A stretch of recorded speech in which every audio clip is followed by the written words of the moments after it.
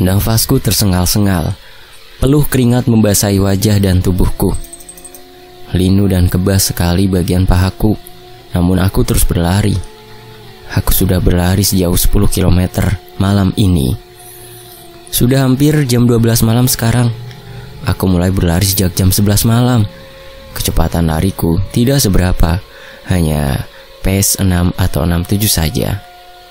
Tiba-tiba, aku merasa bahwa nafasku mulai sesak dan bagian dadaku agak sakit. Aku benar-benar merasa kesulitan mengambil nafas. Pandangan kedua bola mataku berpendar-pendar. Aku memeriksa kondisi heart rate-ku di jam tangan merek Garmin-ku. Wih, heart rate-ku sekarang di angka 220 per detik. Aku segera memperlambat laju lariku. Beberapa menit kemudian, aku akhirnya berhenti berlari. Aku berjalan perlahan-lahan, menyusuri jalanan di dekat kompleks apartemenku yang sangat sepi dan gelap. Penerangan jalan hanya berasal dari lampu-lampu jalan yang cahayanya berwarna kuning pucat. Aku dari tadi tidak melihat ada mobil yang lewat atau ada orang lain yang sedang berjalan di dekatku. Aku malam ini merasa sangat penat. Banyak kekhawatiran dan kekalutan di dalam benakku. Tidak ada film yang menarik juga di Netflix atau iFlix. Aku akhirnya memutuskan untuk berlari saja malam ini. Aku biasanya berlari setiap pagi hari. Namun hari ini, aku bangun kesiangan. Alarm di handphoneku secara misterius tidak berbunyi pagi ini. Mungkin ada yang salah dengan handphoneku. Nafasku masih terengah-engah. Namun detak jantungku mulai kembali normal. Terbayang di benakku segala permasalahan yang sedang kuhadapi. Permasalahan pekerjaan, di mana proyekku di kantor gagal total. Permasalahan keluarga, di mana tiba-tiba ayah dan ibuku memutuskan untuk bercerai tanpa alasan yang jelas. Padahal mereka sama-sama sudah berumur 60 tahunan. Aneh sekali. Sementara permasalahan percintaanku, di mana tunanganku tiba-tiba meminta waktu untuk sendiri dan berpikir selama beberapa minggu sebelum ia bisa mengambil keputusan untuk tetap menikahiku setengah tahun lagi, ataukah ia akan meninggalkanku. Lalu permasalahan kesehatan, di mana dokter kandungan telah memvonis aku sebagai perempuan yang mandul. Masalah inilah yang menyebabkan tunanganku ingin sendirian dan berpikir bahwa ia ingin tetap menikahiku atau tidak. Tidak pernah kusangka, di usiaku yang ke-27 tahun ini, aku mengalami masalah yang bertubi-tubi seperti ini. Nasib. Aku berjalan perlahan-lahan sambil melamun. Tiba-tiba, aku mendengar ada suara seseorang yang memanggil-manggil namaku. Erin. Aku menolehkan kepalaku ke kanan dan ke kiri. Tidak ada siapa-siapa di sekitarku. Suara itu kembali terdengar. Erin. Kali ini lebih melengking dan lebih gimana ya? Sulit menjelaskannya. Yang pasti bulu kuduku berdiri semua mendengar suara itu memanggil namaku untuk yang kedua kalinya. Suara itu terdengar dari arah belakang tubuhku. Aku memutar tubuhku ke belakang. Di pohon cemara yang tinggi di ujung sana, yang letaknya sekitar 100 meter dari tempatku sedang berdiri, ada seorang anak kecil perempuan yang kepalanya menyembul keluar dari balik pohon tersebut. Aku tidak bisa melihat wajahnya dengan jelas. Tubuhnya juga tersembunyi di balik pohon cemara yang tinggi itu. Tangan kanannya yang sangat kecil ukurannya melambai-lambai ke arah wajahku. Jari-jarinya terlihat kecil dan kurus sekali. Ia tiba-tiba berkata lagi, "Mainan petak umpet yuk." Mana ada sih anak-anak yang masih bermain di jam segini malam? Itu pasti setan deh, kataku di dalam hati, sambil tubuhku bergidik ngeri. Aku segera membalikkan tubuhku dan berlari secepat mungkin ke arah kompleks apartemenku. Erin, mainan petak umpet yuk. Anak perempuan itu memanggil namaku lagi. Aku tidak menggubris panggilan anak perempuan yang misterius itu. Aku terus berlari menuju ke kompleks apartemenku. Segarnya, aku berkata pelan. Semburan air yang terpancar dari dalam pancuran shower kamar mandiku membasahi tubuhku yang masih penuh dengan peluh keringat. Aku menghela nafas panjang, menikmati semburan air dingin yang mengenai tubuhku. Erin. Aku benar-benar merasa kaget mendengar suara anak perempuan itu di dalam kamar mandiku. Erin. Suara itu terdengar dari arah belakang tubuhku. Aku cepat-cepat memutar tubuhku ke belakang. Terlalu cepat. Kaki kananku terpleset air dan ubin kamar mandi yang sangat licin. Tubuhku terjatuh ke belakang, dan bagian belakang kepalaku menghantam bagian pinggiran dinding kamar mandiku. Aduh. Aku berteriak kaget dan kesakitan. Pandangan kedua bola mataku langsung terasa berpendar-pendar. Bagian belakang kepalaku benar-benar sakit sekali rasanya. Wah, pasti bakal benjol besar nih kepalaku, kataku dalam hati sambil mengusap-usap bagian belakang kepalaku. Aku sejenak telah melupakan suara anak perempuan yang memanggil-manggil namaku tadi. Mungkin rasa sakit di bagian belakang kepalaku yang hebat telah membuatku melupakan anak perempuan yang misterius itu. Aku mencoba untuk bangkit berdiri dari permukaan ubin kamar mandi secara perlahan-lahan. Pelan tapi pasti, aku akhirnya berhasil bangkit berdiri dari atas ubin kamar mandi. Erin. Aku terperanjat kaget. Suara itu berasal dari bagian luar kamar mandiku. Aku menengok ke bagian luar kamar mandiku. Pintu kamar mandiku terbuka agak lebar. Anak perempuan itu sedang berdiri kaku di dekat pintu kamar mandiku. Rambutnya hitam dan pendek sebahu. Wajahnya menunduk ke bawah. Kaos lengan pendeknya berwarna merah lusuh dan celana pendeknya berwarna krem kekuningan. Kulit tubuhnya berwarna pucat. Kedua kakinya terlihat kotor sekali. Jari-jari di telapak tangannya terlihat kurus dan panjang. Aku menjerit ketakutan. Siapa kamu? Anak perempuan itu memutar tubuhnya ke kiri dan berjalan menghilang dari pintu kamar mandiku menuju ke dalam kamar tidurku. Tubuhku gemetaran hebat, namun tidak bisa digerakkan. Tubuh dan wajahku terasa sangat kaku. Aku membutuhkan waktu sekitar 15 menit untuk bisa kembali menggerakkan tubuhku. Aku cepat menyelesaikan aktivitasku di dalam kamar mandi. Aku segera melilitkan handuk di bagian atas tubuhku dan berjalan keluar dari kamar mandi. Lampu-lampu di dalam kamar tidurku segera aku nyalakan. Kedua telapak tanganku masih bergemetaran. Tidak ada siapa-siapa di dalam kamar tidurku. Aku menghela nafas panjang dan berkata di dalam hati, kok bisa ya si anak perempuan misterius itu mengikutiku sampai ke sini? Aku segera mengenakan pakaian tidurku yang sedang tergeletak di atas ranjangku. Aku mencoba menelepon handphone tetangga apartemenku, yang juga merupakan salah satu teman kantorku, untuk menemaniku di sini. Namun handphonenya mati, tidak bisa dihubungi. Mungkin ia sudah tidur. Aku akhirnya memutuskan untuk mencoba tidur dengan lampu-lampu di kamar tidurku yang tetap kubiarkan menyala. Jam 2 pagi. Tweet. Alarm handphoneku tiba-tiba berbunyi nyaring. Aku terbangun dari tidurku dengan perasaan yang sangat kaget.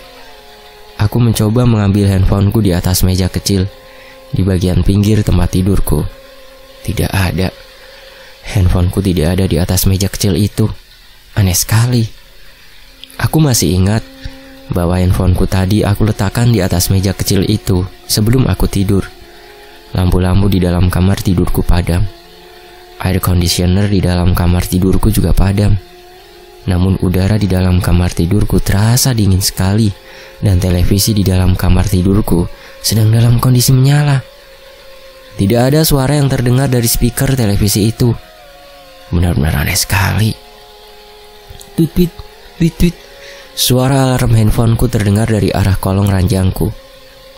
Aku segera beranjak dari atas ranjangku dan aku berjongkok di depan kolong ranjang Aku meraba-raba bagian dalam kolong ranjang untuk mencari handphoneku di dalam sana. Tidak ketemu. Tiba-tiba, suara alarm di handphoneku berhenti terdengar. Dan ada tangan berwarna pucat yang menyodorkan handphoneku ke arah wajahku. Aku menjerit kaget. Tubuhku tersentak ke belakang. Tangan pucat itu dan handphoneku jatuh ke atas lantai. Aku segera memungut handphoneku dan berlari menuju ke salah satu dinding kamar tidurku, di mana ada saklar lampu yang tertancap di sana. Aku menyalakan lampu-lampu di dalam kamar tidurku. Semua lampu di dalam kamar tidurku menyala, namun televisinya tiba-tiba mati. Jantungku berdegup dengan sangat kencang. Erin, main petak umpet yuk. Tiba-tiba terdengar suara anak perempuan itu memanggil namaku dan mengajakku bermain petak umpet. Aku menjerit kaget dan ketakutan. Beberapa lampu di dalam kamar tidurku tiba-tiba mati. Aku mendengar suara ranjangku yang bergeser ke kiri. Dan aku mendengar ada suara langkah-langkah kaki yang sangat cepat. Suara langkah-langkah kaki itu terdengar semakin dekat ke tempat di mana aku sedang berdiri terpaku. Aku menjerit ketakutan. Aku mencoba menyalakan kembali lampu-lampu yang sedang mati, namun tidak berhasil. Lampu-lampu itu tetap mati. Aku segera berjalan dengan cepat menuju ke pintu kamar tidurku. Tiba-tiba, anak perempuan itu muncul di depan pintu kamar tidurku. Erin, main petak umpet yuk. Suaranya terdengar berbeda daripada sebelumnya. Lebih berat dan serak. Aku menjerit ketakutan.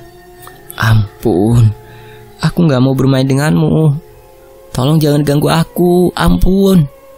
Tubuhku tiba-tiba terasa sangat lemas. Kepalaku terasa pusing sekali. Tubuhku terjatuh dan terduduk di atas lantai. Anak perempuan itu berjalan perlahan-lahan menghampiriku. Ia berjongkok di samping kananku dan berkata, Erin, main petak umpet yuk. Udah lama kita tidak main petak umpet bersama. Wajahnya terlihat sangat pucat. Ekspresi wajahnya sangat dingin dan datar. Kedua bola matanya yang berukuran sangat besar menatap wajahku tanpa berkedip. Lubang hidungnya terlihat sangat kecil dan aneh bentuknya. Bibirnya yang berwarna pucat kebiruan tertutup dengan sangat rapat. Suara anak perempuan itu terdengar berasal dari dalam perutnya. Menyeramkan sekali. Lehernya tiba-tiba memanjang dengan suara yang terdengar seperti tulang-tulang yang bergemeretak. Wajahnya bergerak maju semakin mendekati wajahku. Bibirnya yang tertutup rapat tiba-tiba mulai terbuka. Semakin dekat wajahnya dengan wajahku, bibirnya semakin terbuka lebar. Aku tidak bisa melihat apa-apa di dalam mulutnya, selain kekosongan yang sangat gelap. Bau mulutnya seperti bau bangkai yang sudah sangat busuk, menjijikan sekali. Ada cairan berwarna coklat, kehitaman, yang mengalir dari dalam lubang mulutnya. Aku menjerit ketakutan. Namun, di dalam hatiku yang sedang ketakutan, aku merasa bahwa anak perempuan ini terlihat tidak asing. Anak perempuan itu tiba-tiba melompat dengan cepat dan masuk ke dalam kolong ranjangku.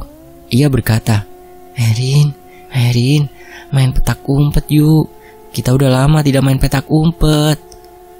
Entah kenapa tubuhku terasa bergerak sendiri.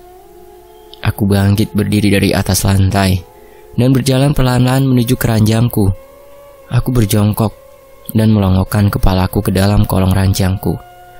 Anak perempuan itu sedang merangkak membelakangiku di dalam kolong ranjangku. Tiba-tiba, ia membalikkan tubuhnya dan merangkak dengan cepat menuju ke kepalaku yang sedang berada di dalam kolong ranjangku. Ia berkata dengan suara yang terdengar pelan dan menyeramkan, Erin, kita main petak umpet yuk. Wajahnya mendekat dengan cepat ke arah wajahku. Kepalaku tiba-tiba terasa ringan sekali. Tingkat kesadaranku menurun dengan cepat. Wajah anak perempuan itu masih berada di depan wajahku. Namun, lama-kelamaan, wajah anak perempuan itu menjadi sangat dekat jaraknya dengan wajahku. Kesadaranku hilang seketika. Rin, jangan melompat, Rin, jangan begitu, jangan berpikiran pendek begitu. Ya, aku tersadar oleh suara teriakan tunanganku yang bernama Jason. Suaranya terdengar agak kecil dan dari arah bawah. Aku melihat ke bawah. Tubuh dan kepala Jason terlihat kecil. Ada banyak orang-orang yang sedang mengamatiku dari arah bawah. Ada papa mamaku, ada Jason, ada security apartemen, dan ada beberapa tetangga kamar apartemenku. Ya Tuhan, aku sedang berdiri di pinggiran luar balkon kamar apartemenku, dan kamar apartemenku ada di lantai 9. Rin, jangan melompat, nak, teriak ibuku sambil menangis. Tubuhku terasa bergemetaran, dan keringat dingin membasahi tubuhku. Hari sudah mulai terang. Mungkin sudah sekitar jam 5 pagi. Aku segera berusaha melangkah masuk ke bagian dalam balkon kamar apartemenku. Aku melihat anak perempuan itu berdiri di dalam balkon kamar apartemenku. Ia memandangiku dengan pandangan matanya yang tajam dan tidak berkedip. Anak perempuan itu berkata dengan suara yang terdengar bergema, Rin. Ia melompat keluar dari balkon kamar apartemenku dengan cepat. Kedua bola matanya yang sangat besar ukurannya tetap memandangi wajahku. Bibirnya tersenyum lebar. Anak perempuan itu menghilang dengan perlahan-lahan ketika tubuhnya menyentuh permukaan tanah di lantai 1. Aku tiba-tiba bisa mengingat dengan jelas siapa anak perempuan itu. Kamar tidur apartemenku terlihat berantakan, seperti ada sesuatu yang mengobrak-abrik kamar tidurku. Aku terduduk lemas di atas ranjangku. Jason duduk di sebelahku, memandangi wajahku dengan pandangan mata yang sayu. Ia memberitahuku bahwa ia tidak akan meninggalkanku. Ia akan tetap menikahiku.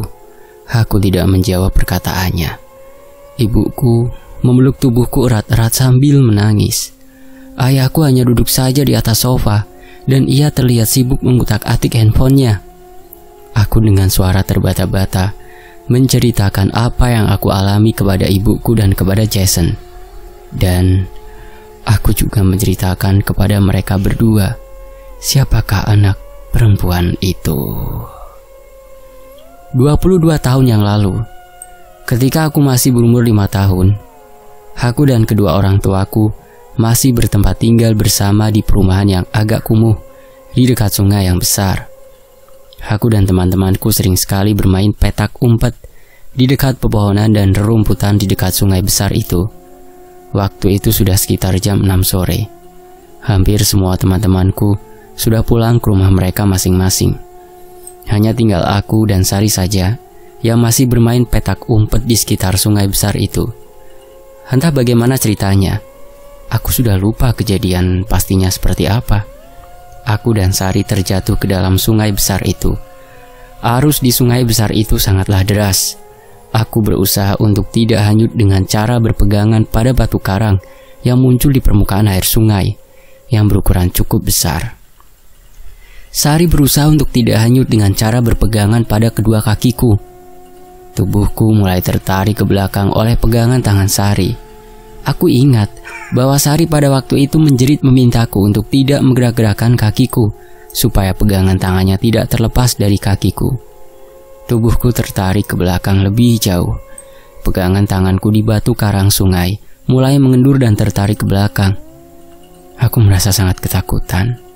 Kedua kakiku aku goyangkan. Sari menjerit-jerit ketakutan. Aku berusaha membebaskan kaki kananku dari pegangan tangan Sari. Ketika kaki kananku sudah terlepas dari pegangan tangan Sari, aku segera menggunakan kaki kananku itu untuk menendang wajah Sari. Tendangan kaki kananku sangat keras sekali, sehingga pegangan tangan Sari terlepas dari kaki kiriku. Sari berteriak ketakutan, sambil tubuhnya mulai hanyut bersama dengan arus sungai yang besar itu. Aku segera merangkak naik ke atas batu karang sungai.